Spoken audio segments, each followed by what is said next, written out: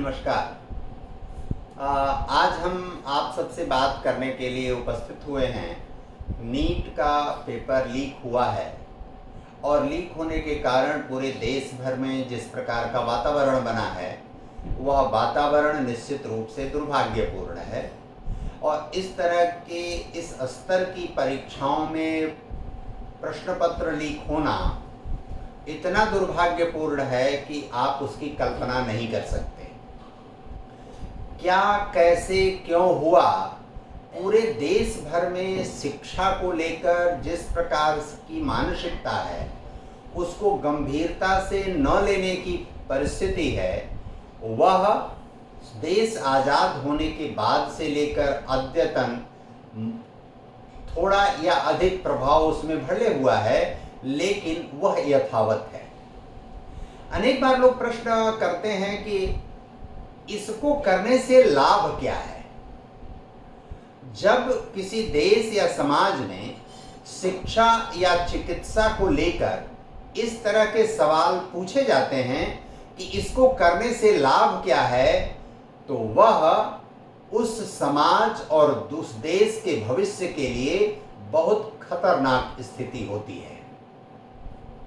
और खतरनाक स्थिति इसलिए होती है कि जब से देश आज़ाद होने के बाद से लेकर रोजगार परक शिक्षा की बात की जाने लगी, तब से यह प्रतीत हुआ और यह प्रमाणित हुआ कि कभी भी जो रोजगार परक शिक्षा की बात कर रहा है वास्तव में वो शिक्षा होती क्या है उसको समझता ही नहीं। शिक्षा रोजगार परक होती ही है, वह रोजगार परक शिक्षा बनाने की किसी को जरूरत नहीं है। शिक्षा का मतलब है रोजगार परक शिक्षा, रोजगार उसमें निहित है। और रोजगार का अर्थ है कि प्रतिदिन किसी के भी द्वारा किया जाने वाला कार्य नियमित क्रम में, अनवरत क्रम में, क्रमबद्ध चरण में किसी के द्वारा किया जाने वाला कार्य।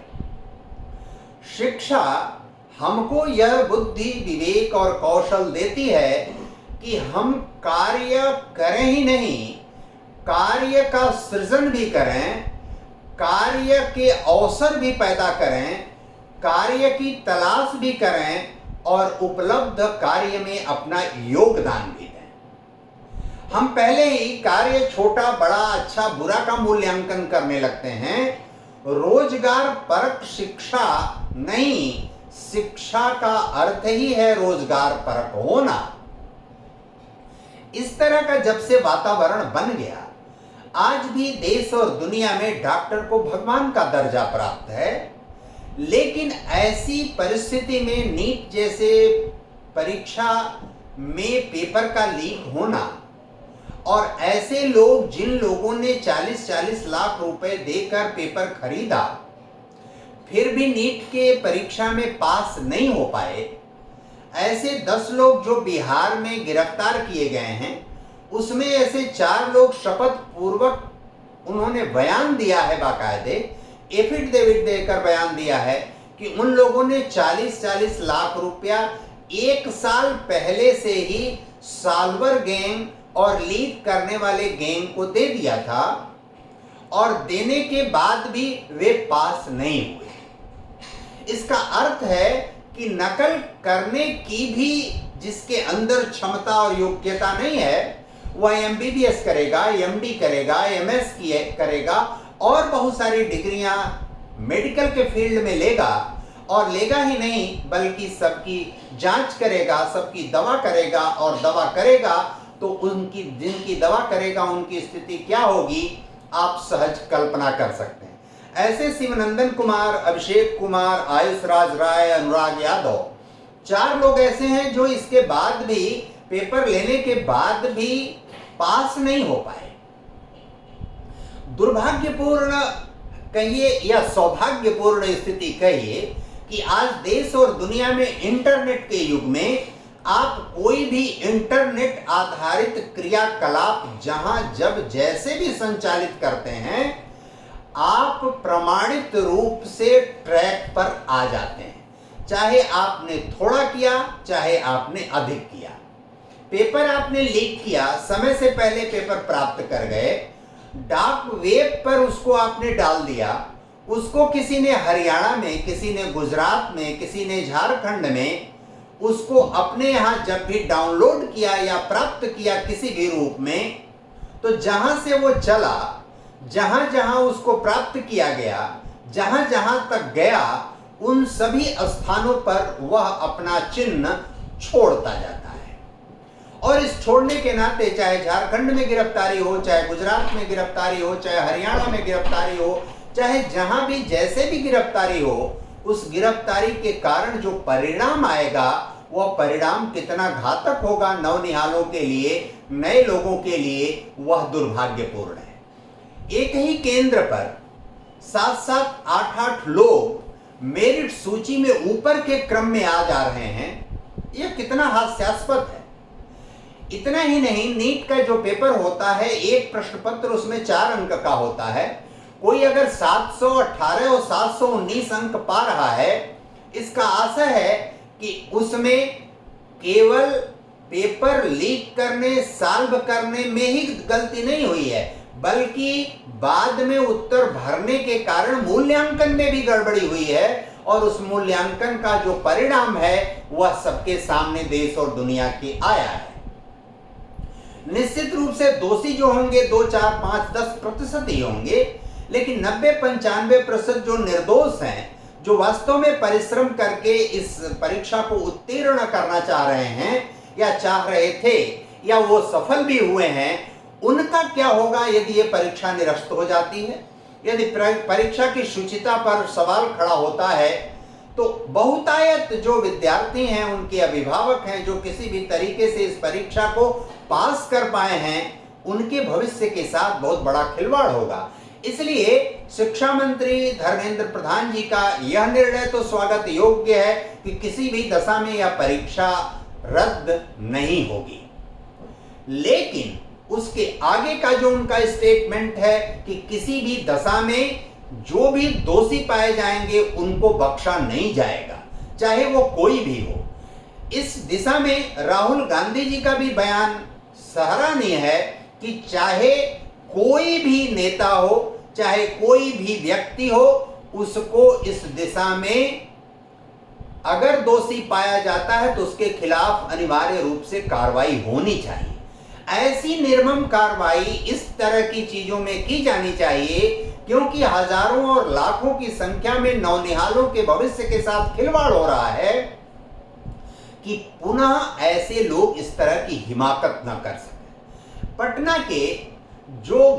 पटना का गेस्ट हाउस है, उस गेस्ट हाउस में जो परीक्षा देने आने वाले हैं उनके लिए कमरा बुक कराना, उसका रिकॉर्ड प्राप्त होना, वो तेजस्वी यादव जी के निजी सहायक प्रीतम कुमार जी के द्वारा बुक कराया जाना, प्रदीप कुमार के नामक व्यक्ति जो उस गेस्ट हाउस के केयर टेकर हैं, इंचार्ज हैं, उनको फोन करना, और उन्हीं परीक्षार्थियों को ही नहीं बल्कि जो सॉल्वर गैंग है, जो लीक करने वाला गैंग है, लीक करने वाले गैंग के जो प्रमुख हैं, वह प्रमुख जो व्यक्ति हैं वो हैं सिकंदर, जो जेई हैं, और वो ऐसे व्यक्ति हैं कि जिनका लालू प्रसाद जी उनके परिवार से बहुत निकट का संबंध है। और इसमें जो अमित कुमार जी हैं, जो सॉल्वर गैंग के प्रमुख हैं, सॉल्वर गैंग यानी अमित कुमार जी, सिकंदर जी, ये दोनों भी उस गेस्ट हाउस से उस प्रीतम कुमार जी से आपस में एक दूसरे से संबंधित हैं। जो परीक्षार्थी पैसा देकर परीक्षा देना चाहते थे वो भी उस गेस्ट हाउस से संबंधित हैं, इन लोगों से संबंधित हैं। शपथ पूर्वक उन लोगों ने ये बात कहा है। वास्तव में पता यह करना चाहिए कि जो डार्क वेब पर लीक हुआ है पेपर, वो इनिशियल स्टेज में कहां से लीक हुआ, कहां कहां उसको डाउनलोड करके उस प्रश्न पत्र को प्राप्त किया गया, और प्राप्त करने के बाद कौन कौन उसके बेनिफिशियरी हैं, कौन कौन लोगों ने उनको उपयोग किया, यह नितांत जांच का और विस्तृत जांच का विषय है। और इस विषय में एक बात और भी है, किसी को भी कोई राजनीति नहीं करनी चाहिए। तेजस्वी यादव जी यदि निर्दोष हैं, इसमें नहीं शामिल है, सिकंदर जी, अमित जी उनके क्लोज नहीं है, प्रीतम जी उनके क्लोज नहीं है, तो उनको आगे बढ़ के कहना चाहिए कि पुलिस इनको ले जाए, जो भी जांच करने वाले लोग हैं इनको ले जाएं, इनकी विस्तृत पूछताछ करें और उसका दूध का दूध, पानी का पानी होना चाहिए। राजनीति यह नहीं होना चाहिए। आरुषि पटेल नाम की लड़की जो इस परीक्षा में कहीं शामिल नहीं हुई, उसके द्वारा फेक वीडियो बनाकर प्रियंका गांधी वाड्रा द्वारा यह प्रायोजित किया गया कि नीट में इस लड़की ने गलत तरीके से इतना अंक पाया और इसके तार गुजरात से जुड़े हुए हैं। ज्ञात हुआ जब हाई कोर्ट में वो मामला इलाहाबाद गया तो उसने, उस लड़की ने कह दिया कि मेरा मिसिंग है, मेरा जो आंसर शीट है, उसने कहा जो मिसिंग है वह, अगर मिसिंग है तो क्यों मिसिंग हुआ, किस आधार पर यह सारी बातें आप कर रही हैं, वो फट गया या कुछ भी हो गया। सब चीजें जब जांच की गई, क्वेरी की गई, प्रश्न पूछे गए तो पता चला ये सब फेक है और उस फेक वीडियो को प्रायोजित करने वाली प्रियंका गांधी वाड्रा और उनके लोग हैं। इस तरह का फ्रॉड उस आरुषि पटेल नाम की लड़की ने 3-4 वर्ष पूर्व किया था कि उसने दावा किया था कि हमने कोविड का टीका इजाद कर लिया है, प्राप्त कर लिया है और उसको जल्दी ही हम सामने ले आने वाले हैं। बाद में तफ्तीश हुई, उसकी गहराई में लोग गए तो पता चला कि ये तो झूठ और फ्रॉड है। इस नाते जो भी कल्प्रिट है, जो भी दोषी है, कहीं ना कहीं जो एनटीए है, नेशनल टेस्टिंग एजेंसी है, उस एनडीए के पास क्या पर्याप्त संसाधन है जो ये परीक्षा ठीक से करा सकती है? क्या वह इसके लिए जवाबदेही ले सकती है? क्या उसमें काम करने वाले लोग इतने कॉम्पिटेंट हैं कि वो इस परीक्षा को संपादित करा सकते हैं? इसके प्रश्न के उत्तर में जब हम जाते हैं तो पता चलता है कि हम परीक्षा कराने वाली संस्थाओं, शिक्षा व्यवस्था को लेकर गंभीर नहीं है। शिक्षा और स्वास्थ्य जैसा विषय कभी भी लाभ हानि, प्रॉफिट एंड लॉस के तराजू में नहीं आता। यह शुद्ध रूप से व्यक्ति निर्माण का कार्य है, जीवन के निर्माण का कार्य है। जीवन व्यक्ति रहेगा तो उसका मन, मस्तिष्क और सब कुछ कार्य करेगा। वह कार्य करेगा तो विकास का, वृद्धि का, उन्नति का, प्रगति का, सबका मार्ग प्रशस्त कर लेगा। लेकिन ये दोनों अगर खराब हालत में रहेंगे तो कुछ भी नहीं हो सकता। अनेक बार एक संस्थान में ये प्रश्न आया कि हमारे यहाँ यह कोर्स चल रहा है, इसका सेंटर है, इसको चलने से फायदा क्या है? इस मूर्खता और अज्ञानतापूर्ण प्रश्न का उत्तर कोई नहीं है। आप जी रहे हैं, आप भोजन कर रहे हैं, आप 10-20 सेट कपड़ा पहन रहे हैं, आपके होने न होने का फायदा क्या है? इसका भी मूल्यांकन उन लोगों को करना चाहिए जो शिक्षा और चिकित्सा पर यह सवाल खड़ा करते हैं कि इसके होने का लाभ क्या है। शिक्षकों को, चाहे वो चिकित्सा शिक्षा हो, चाहे किसी भी शिक्षा से जुड़ा हुआ विषय हो, शिक्षकों को इतना वेतन मिलता है, उसका लाभ क्या है, उससे मिलता क्या है, उससे होता क्या है? इस तरह के सवाल, हम शिक्षा पर कितना व्यय करते हैं, इन सब चीजों का जब हम मूल्यांकन करते हैं तो यह पता चलता है कि यह परिस्थिति इसलिए केवल आई है। इस तरह के पेपर लीक इसलिए हो रहे हैं, विभिन्न राज्यों में पेपर लीक के प्रकरण आ रहे हैं कि उसको गंभीरता से हम नहीं ले रहे हैं, हम सजगता से, सावधानी पूर्वक नहीं ले रहे हैं, वह हमारी प्राथमिकता की सूची में नहीं आ पा रहा है और यह क्रिया अनवरत और लगातार क्रम में हो रही। 2 साल पहले रवीश कुमार जैसे लोगों ने जब यह सवाल चलने लगा कि तेजस्वी यादव जी पढ़े लिखे लोग नहीं हैं, उनके परिवार में लोग पढ़े लिखे नहीं हैं, वे समझदार नहीं हैं, उनकी बोली, भाषा, वाणी, कार्यशैली ठीक नहीं है, तो इन लोगों ने प्रायोजित तरीके से उन कुछ पत्रकारों को सेट किया, उन पत्रकारों को कुछ प्रश्न दिए, उन प्रश्नों के कुछ उत्तर अंग्रेजी में लिखकर बाकायदे रटाया गया, उनको रटाकर पत्रकार वार्ता की गई और पत्रकार वार्ता करके इन लोगों ने फिर बाकायदे मार्केट में ये लॉन्च किया कि ये तो धारा प्रवाह अंग्रेजी बोलते हैं, लोग झूठ में उनके ऊपर प्रश्न खड़ा करते हैं कि वो पढ़े लिखे नहीं हैं।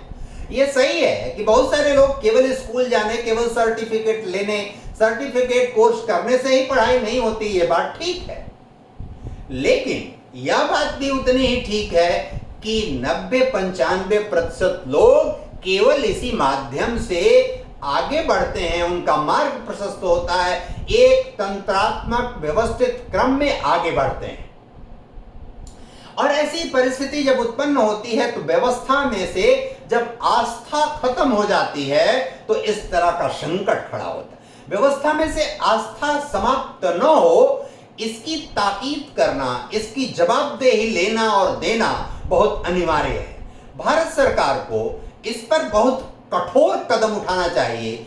जो भी दोषी हों उनको आजीवन कारावास तक की सजा देनी चाहिए। न्यायालय में विभिन्न प्रकार के निवेदन करके, विधिवत कोर्ट गठित करके, महीने, 2 महीने, 3 महीने, 4 महीने की हियरिंग करके उनके विरुद्ध कठोर कार्रवाई की जानी चाहिए। भारत में मिश्रित अर्थव्यवस्था के कारण इतनी विद्रूपता, विसंगति खड़ी हुई कि एक तरफ 50 लाख, 1 करोड़, 2 करोड़ रुपए फीस देकर लोग MBBS, MD आदि की डिग्री हासिल कर रहे हैं, और एक तरफ सरकारी संस्थानों में कुछ पैसे देकर लोग डिग्री हासिल कर रहे हैं। इस प्रतिस्पर्धा में आने के लिए जो लोग कुछ पैसे देकर अगर उनको सरकारी संस्थान मिल जाता है तो थोड़े पैसे में उनको पढ़ाई हो जाती है, और जो डोनेशन दे सकते हैं वो दूसरे संस्थानों में जाते हैं। इसका मतलब है कि वो डोनेशन देकर अगर जा रहे हैं तो वो उतने काबिल और योग्य नहीं है। इस तरह की खाई, इस तरह की गैप कैसे भरे जाएं? कम से कम चिकित्सा के क्षेत्र में, शिक्षा के क्षेत्र में, जो आधारभूत जीवन की आवश्यकता है उसके क्षेत्र में हम इस पर विशेष ध्यान देने की आवश्यकता है। जहां भी इसमें राजनीति प्रियंका गांधी जी ने किया, यह गलत है। तेजस्वी यादव, उनके लोग इसमें शामिल हैं, यह गलत है। धर्मेंद्र प्रधान जी शिक्षा मंत्री हैं, उन्होंने इसमें कब कितनी क्या कार्रवाई की उसका भी उत्तर देना उनकी जवाबदेही है। और NTA ने इसमें कितनी कैसी भूमिका अदा की। अभी UGC नेट, ICSSR और CSIR की नेट परीक्षा होने वाले समय में स्थगित की गई है, हो चुकी परीक्षा स्थगित की गई है। इसके लिए उनकी जवाबदेही कितनी है और उस जवाबदेही को लेकर वे कहां खड़े हैं, इसका स्पष्ट, सटीक और बिंदुवार स्पष्टीकरण नहीं देते हैं तो उससे जुड़े नेशनल टेस्टिंग एजेंसी के से जुड़े लोगों के खिलाफ भी बहुत कठोर और नियम सम्मत कार्रवाई होनी चाहिए। जो लोग शिक्षा मंत्री का इस्तीफा मांग रहे हैं, उन लोगों को शिक्षा मंत्री का इस्तीफा मांगने से पहले चाहिए कि जिसने इसमें षड्यंत्र और साजिश किया, प्रियंका गांधी वाड्रा और उनसे जुड़े लोग, उनको पहले जेल भेजिए। तेजस्वी यादव, उनसे जुड़े लोग, जिन लोग इसमें शामिल थे, हम नहीं कहते कि तेजस्वी यादव जी प्रत्यक्ष शामिल थे, लेकिन उनके जो लोग शामिल थे उनकी जांच करके, चिन्हित करके उनको जेल भेजिए। NTA के खिलाफ सख्त कार्रवाई करिए, उनके खिलाफ कार्रवाई करिए। इन तीनों के होने के बाद यदि प्रतीत होता है, जांच करने के बाद प्रतीत होता है कि ये तीनों में कहीं कोई दोष नहीं है, तो शिक्षा मंत्री से तब किसी को इस्तीफा मांगने का कोई हक है। शिक्षा मंत्री जब से उनको ज्ञात हुआ है तब से लेकर अनवरत इस कार्य में लगे हुए हैं, मेहनत कर रहे हैं, परिश्रम कर रहे हैं। हमारी उनसे भी ये मांग है कि शीघ्र इसमें दूध का दूध, पानी का पानी होना चाहिए।